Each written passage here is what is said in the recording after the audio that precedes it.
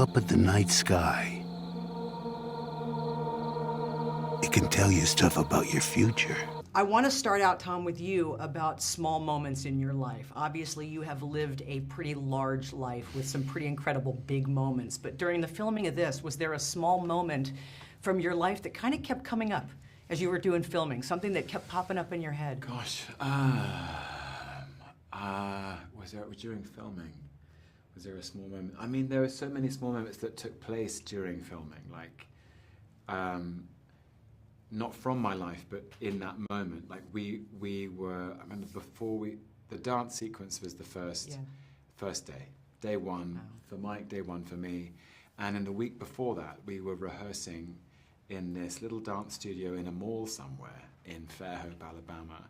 You know, and it was next to like some sort of like restaurant takeout and a nail salon.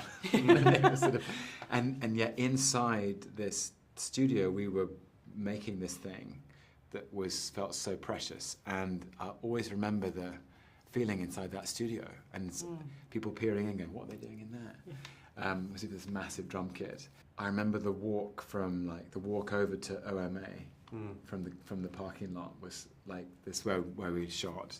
It was all in Alabama, and so we were right there with on the bay, and like the drive was extraordinary. I'd never seen that water before, and there's some of these drives to set during like the very, very first light of the day, and the way the sun would come through the trees, and it was very, very atmospheric and evocative and beautiful, and I really remember that. Like, glad you were able to appreciate all of that. Yeah. This film makes you do that. It makes you appreciate the small moments. How about for you? Was there something from your life, a small moment that kind of kept popping up? Well, you know, it's interesting, you know, you're wearing the Blockbuster shirt. There's a scene in the movie where Benjamin Pajak and Mia Sara are sitting and watching Blockbuster tapes and kind of going through dance movies.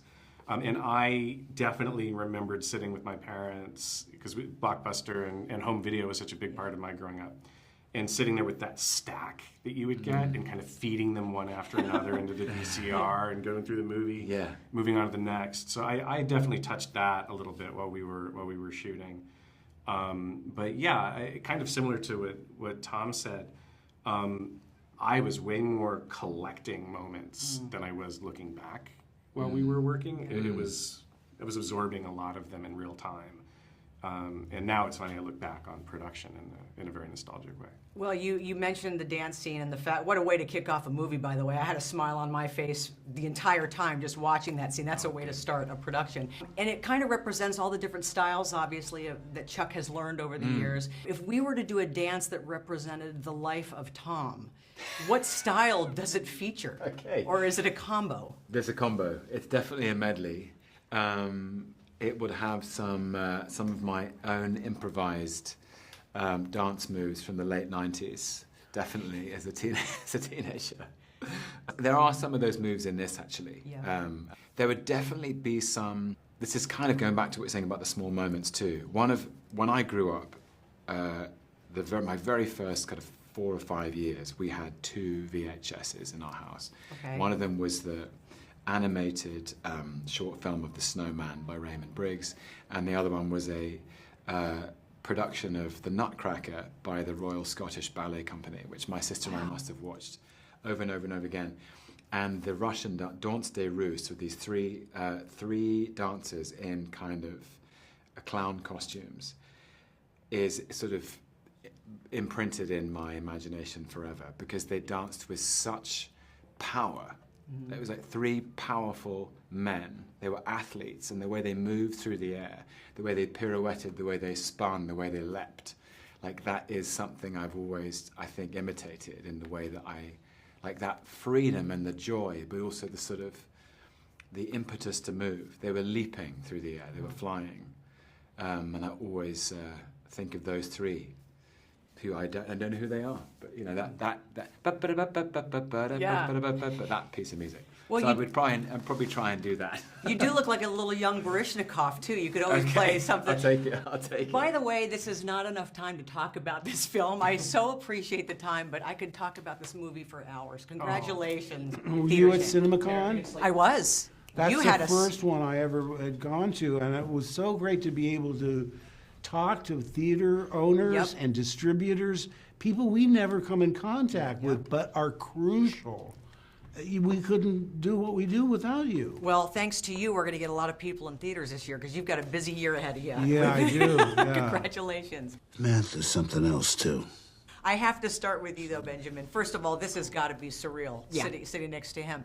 You've got these great moments where these older folks really impact you with kind of some important advice. One of them is this guy. Yeah. In real life, what's the most interesting, profound thing you learned from Mark Hamill? Oh, I mean, he always stays in his character. He's always in the scene. He's in the moment.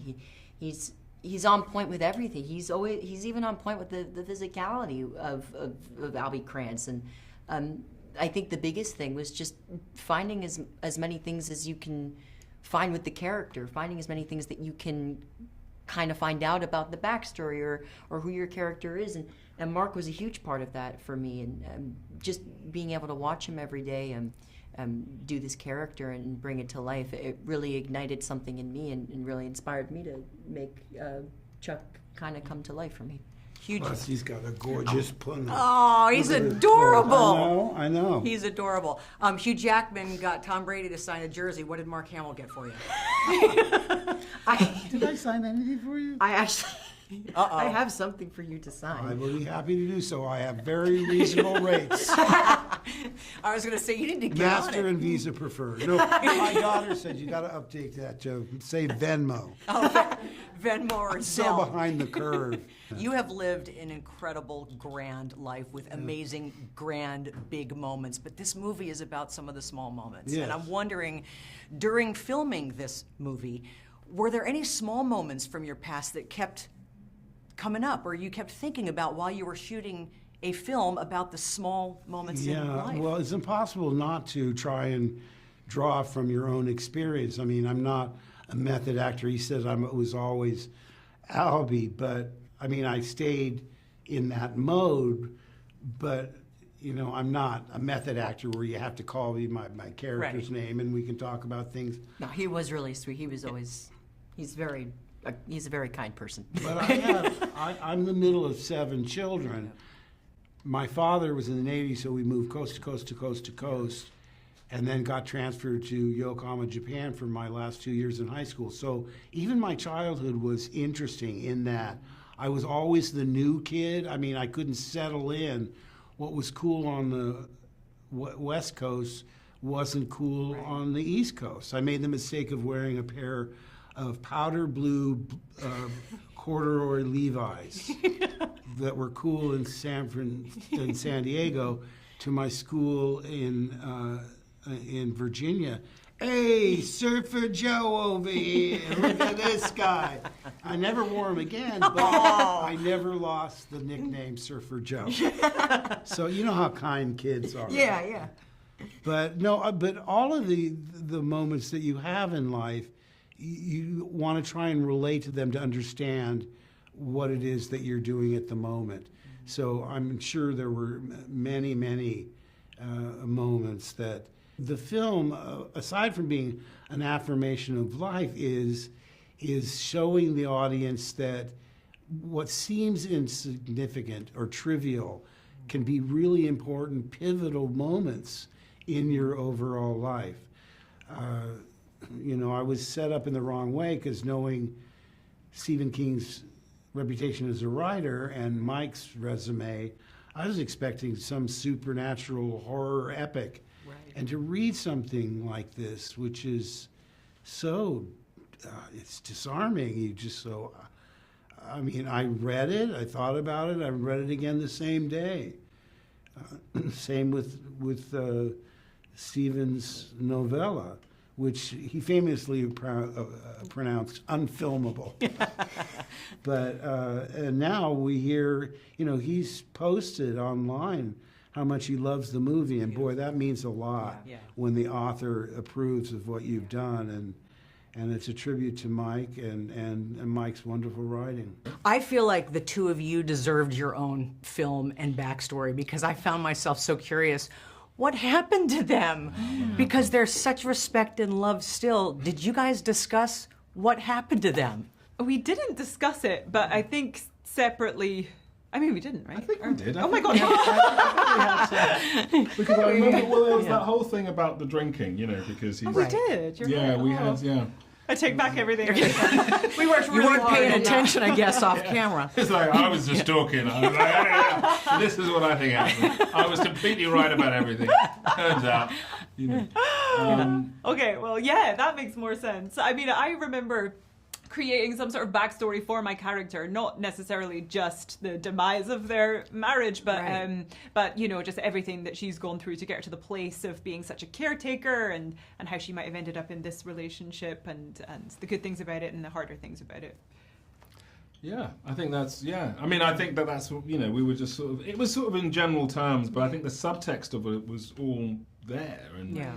and it felt very real that they had, that whatever broke them apart was, you know, was stuff, was like real stuff. You know, Marty has a lot of kind of growing to do in himself, which he acknowledges, you know, in the story. And but there is still all this genuine affection that's underneath everything. And so there was something very hopeful and, you know, about trying to reconnect with some of that, with the people that are important to you. You will build cities and countries and continents, and you will fill them with people and faces. Talk about a small, but man, what an impactful part you have. And I'm sure it made you think about a teacher in your life who maybe in a small amount of time managed to make such an impact. Do you have one of those?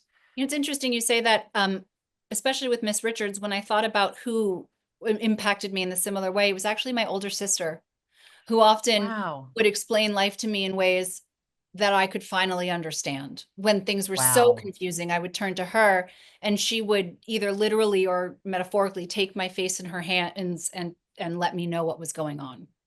Were you always close? Very close. She did chase me around with a knife once, but that's it. What are you gonna do? Well, I'm the oldest of 4 girls, and You know. my sister said to me the other day, "I can't believe I hated you so much growing up, and I love you so much now." So I know that Hey, changes. Multitudes. How often do you look up at the sky? I love just that message in general. I think a lot of times we forget to look up in general. How Yeah. often do you actually go outside and look up? That's a great question. I think I looked up today because I've been living in Vancouver and I came back to LA after a few months, and I looked up at the sky and noticed that it was a different shade of blue in LA. We'd like to say thank you to Charles Krantz for 39 great years. This has got to be, I mean, Mike's talked often about how this script hit him, when it hit him, what was going on with COVID, and just, had you ever seen him moved that way before? No, this was, like you said, it was a profoundly scary time when he read this short story, and we were in bed at the end of a long day, as many days were during COVID and lockdown. And we were reading books, and he closed his book, which was If It Bleeds, and he turned to me and he was crying. And there were a lot of reasons to cry during that time. So I wasn't like horrified. I was like, hey, what's up? And he said to me, I just read the most beautiful movie I'll never get to make.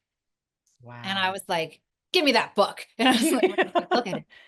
And I watched him go from that to today to be like, here's my movie. And I That's just awesome. forever that will exist.